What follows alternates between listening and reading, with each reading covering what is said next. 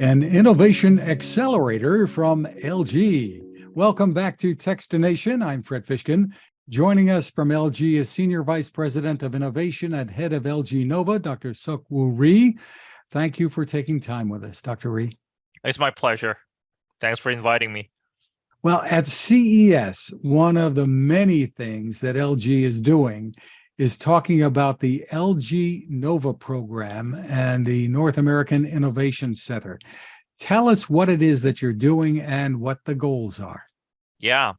So North American Innovation Center, IE or AKA LG Nova, is a branch of LG Electronics built and developed to create the new future of LG Electronics. So LG Electronics, at the end of the day, is one of the largest manufacturers of appliances and TVs and so on. And we believe LG can do much more than what we are doing today. So our mission is to find the new growth areas and develop actual businesses in those areas, including healthcare and ESG, and also job reskilling and so on. Now, LG's investing and providing mentorship. Are there specific kinds of companies that you're looking to work with here? And I'm sure there's lots of competition to get your support, right? Oh, yeah, absolutely. Well, I wouldn't call it a competition. We welcome any company and any organizations to work with. But at the end of the day, we are looking for passionate startups that is on the top notch of the innovation, and because they know those new market, they know what's emerging, and LG is happy to partner with those startups that work with. We're not looking at startups and say that okay, it has to be this kind of startup. It's more like startups that is on the cutting edge and is willing to work with to co-create businesses together with LG. That's important. Co-creation. It's not like working with one side or the other side. It's more like co-creation of new businesses. And these, as you've said, could turn into some new businesses for LG as well, right? Through partnerships. Absolutely. That's the whole point. We are looking for partnerships that are what you call mutually beneficial, in a sense that startups can increase their own business, grow their own business, but at the same time, LG can also create new businesses. And idea is to find this sweet spot of intersections between these two. Why is it important for a company like LG to go outside of itself? You got a lot of great people there to find startups and innovations instead of just doing everything from inside. Yeah, absolutely. So obviously we are a number one appliance manufacturer in the world. So as far as appliances are concerned, we have the most smartest people in the world. However, in the new growth areas, including ESG, healthcare, sustainability, and job reskilling, well, we believe there are a lot of smarter people, or maybe as smart people outside of LG Electronics. And at the end of the day, we believe the power of collaboration, and we believe there are 8 billion people out there who may have great ideas. We'd love to work with them. So that's the idea. And you've mentioned ESG, which is environmental, social, governance kinds of companies. So tell us, have you had companies that have been part of the program already? Give us an idea of what the numbers look like. And yeah. So we started the first solicitation last year, and we call that Grand Challenge Program. So it's a program to call for proposals from startups. And last year, we received over 1,300 proposals from startups all over the world. And we picked 10 companies ranging from seed stage companies up to, believe it or not, public companies.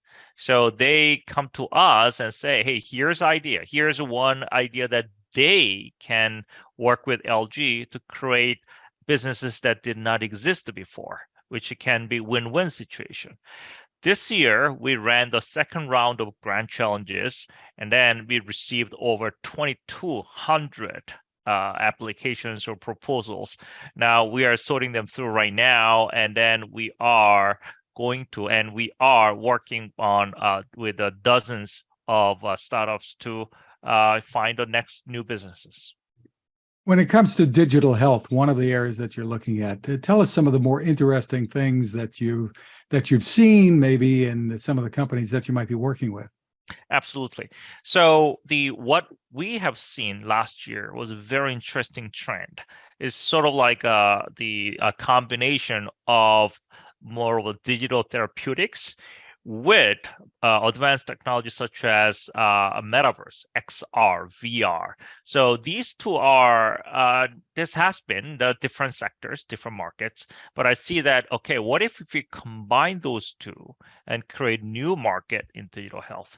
So for example, the digital, the therapeutics in the sense of the musculoskeleton, for example, and in a sense of like, the therapies, digital therapies, for example, and those are very interesting sector that we are working with, and we already have announced a number of companies that we work with in the sector. This year is going beyond that. So this year is interesting now. So many different types of companies like skincare, for example, that can detect the issues in your skin through camera or through some kind of visual inspection instead of actually looking at it, related to telehealth. So there are many interesting companies in the pipeline. And we know that mental health, telehealth, all of those things have become pretty big topics today. Oh yeah, absolutely. Well, at the end of the day, first, healthcare is a big portion of what we call improving the quality of life. So LG Nova is designed and it was built to pursue the topics that can improve the quality of life of everybody. I mean, improving the quality of life is like cliche. Everybody says that, but we really believe that that's the way to do business, because we believe once we contribute in people's health or people's the life quality, then I think it will be a good thing for everybody, good thing for the business. Now, coming back to healthcare, that's why it is important that we are looking at the inflection point of digital healthcare and telehealth, as you said. It's not just because COVID. Before COVID, less than 1% of the population, or 1% of the activities were done remotely, telehealth. Now, after COVID, it peaked at a much higher percentage, but now it's settled at around somewhere between 12 to 15%. That's like more than tenfold increase. So it's not just the COVID. Even after COVID, people understands it's more convenient, more effective, and it's more inexpensive, less expensive. That's why I think it's going to be here to stay, and I think that's where we are playing. Another area that you've taken a look at is called smart lifestyles, and some interesting companies there too. Yeah, so smart lifestyle is a little bit extension of the businesses we've been doing. Appliances and TVs, there are all that. But question is, okay, is there any additional service, or is there additional value we can provide to consumers that can make their lifestyle more convenient, more healthier, and better? So it's more of a, like, when I say extension, we can leverage LG's core capabilities, which is appliances and TVs and so on, but somehow we can connect them. We can somehow create synergy between these, and how we can improve the quality of lifestyle of everybody. That's where we are going.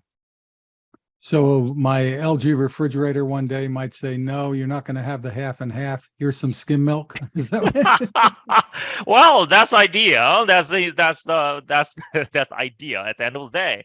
But there are a lot more than that. For example, how do we combine, for example, sort of like health monitoring or healthcare with existing appliances that you have? For example, can you look at the usage of refrigerators or washers and dryers, and somehow if you can warn or predict some kind of conditions, health conditions that you may not even aware of, or maybe you are not aware of, but maybe your children or your family can understand. That could be a good thing. That could be something that can save a lot of people's lives if you can detect them earlier. So I'm not saying that this is one of the. This is sort of like a hypothetical examples that we are going after with a smart lifestyle. Very interesting. And you've played a role, I think, in the electric mobility space before, and batteries, et cetera. So tell us what areas you're looking at now, what kinds of companies that you may be partnering with. Yeah, so electromobility is part of the bigger initiative of sustainability. So LG Electronics is very interested, and LG as in general is very interested in sustainability. And the battery for EV is one piece of it. But there's also a huge market for energy sustainability, saving, not just saving, but also how do you reduce carbon footprint? And you can reduce carbon footprint in many different ways. You can capture carbon, actually. There's more of a proactive way to do it. Or you can simply save energy. That's another one. Or you can use more of alternative energy or more of sustainable energy sources. The issue is the grid infrastructure we have in the US, especially, is really complicated. I'm not going to go there. I worked on it before, but somehow if you can optimize and if you can offload some of the stress on the grid when you put in all these EVs and all these new types of energy, that could potentially save a lot of money, and it can make our lives a lot, not just money, but it can save Earth. So that's where we are going. Right. A lot of EV owners may not even think about where the power to charge their vehicle is coming from. They just think, hey, I have an electric vehicle, I'm doing good. Yeah, so I'll talk about one company that we're working at. It's called the Spark Charge. Is one of those top 10 company last year, and they bring charging capabilities to you instead of you install chargers in your home. So, for example, I lived in Boston 20 years, long time ago, and when I was a student, I didn't have a parking spot. Boston, huge city, so I had to do street parking all the time.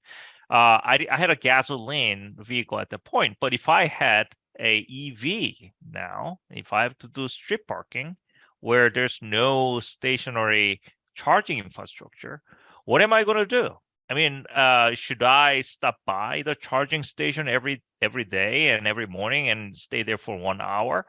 It's really not going to be acceptable for me. So that's where this company like Spark Charge, they actually bring those charging to your vehicle on demand. And what we are working with them, planning to work with them is, okay, is there any additional service that we can add to those charging, the leveraging those startups' capabilities so they can do more business and LG can create new business in the new emerging EV infrastructure area. Just terrific. So is there a place people can go to learn more about the program and maybe if they've got a company, try to get involved? Absolutely. So go to lgnova.com. It's lgnova.com. That's the website.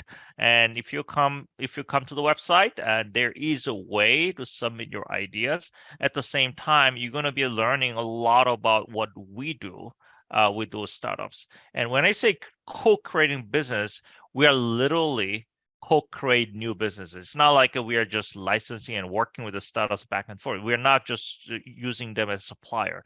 Startups puts in their capabilities and LG puts in our capital and our capabilities. We'll literally create new business together and grow them. And we obviously split the outcome of those new businesses.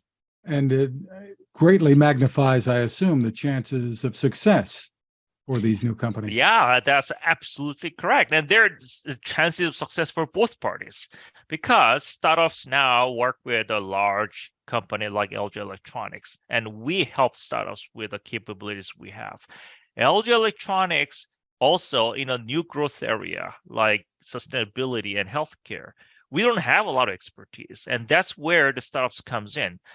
Even for LG, is we increase the chance of success because we work with experts, which we do not have internally. So it is a win-win situation. That's the model that we created.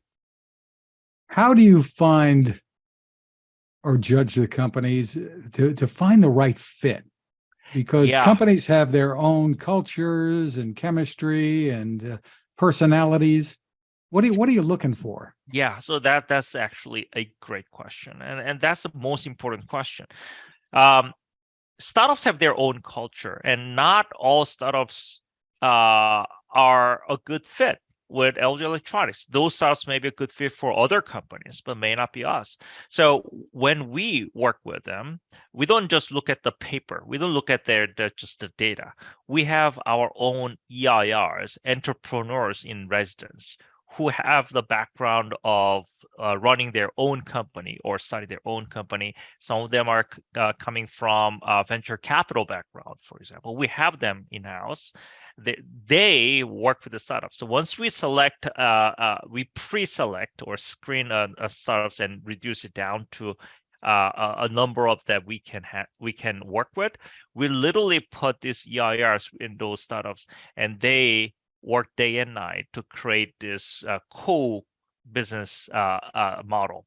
Now, through this process, it becomes pretty obvious that some startups are good fit with us to work with, and some of them are not. And it's more of an art instead of sort of like a data, but we have a process that we find out, that the companies that are willing to work with us and have a possibility to create huge businesses together.